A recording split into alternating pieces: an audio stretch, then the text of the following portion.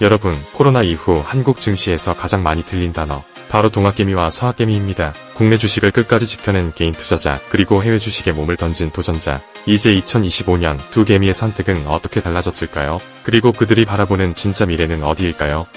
동학개미의 귀환.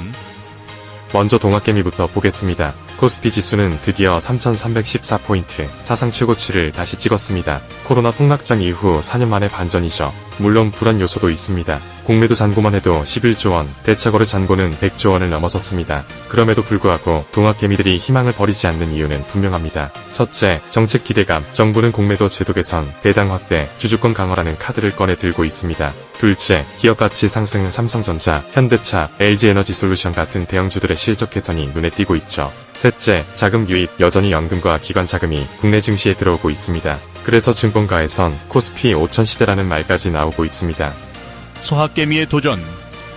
반면 서학개미의 시선은 여전히 바다 건너 미국과 글로벌 시장을 향해 있습니다. 2024년 한 해 동안 한국 개인들이 해외 주식에 투자한 금액은 무려 1,200억 달러, 우리 돈으로 약 160조 원을 넘겼습니다. 그 중심에는 AI와 빅테크가 있습니다. 엔비디아, 테슬라, 마이크로소프트, 구글, 그리고 애플. 특히 엔비디아는 지난해 한 해 동안 시가총액이 무려 1,500조 원 이상 불어났습니다. 서학개미들이 놓칠 수 없는 파도라고 말하는 이유입니다. 하지만 서학개미들의 고민도 깊습니다. 첫째, 금리와 환율. 미국의 기준금리 방향과 원달러 환율은 투자 수익률을 뒤흔드는 최대 변수입니다. 둘째, 세금. 해외 주식 양도차익에는 기본 공제 250만원을 제외하고 22% 세금이 붙습니다. 국내보다 훨씬 복잡하고 부담스러운 구조죠.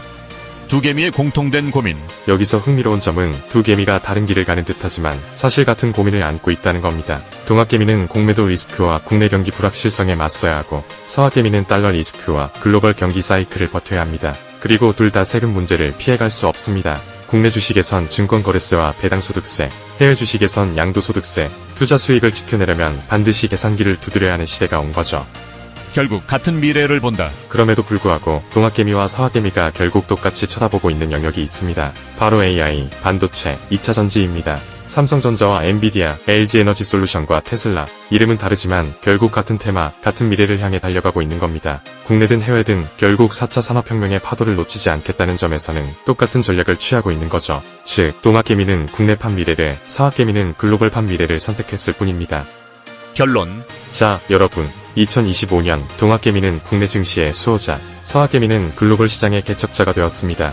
하지만 진짜 중요한 건 승자가 누구냐가 아니라 여러분은 어떤 미래를 선택할 것인가입니다. 안정적인 국내 시장에 베팅하시겠습니까? 아니면 글로벌 성장의 파도에 몸을 던지시겠습니까? 이제 시장을 움직이는 건 바로 여러분의 선택입니다. 댓글로 의견 남겨주시고 좋아요와 구독도 잊지 마세요. 지금까지 고나비 뉴스였습니다.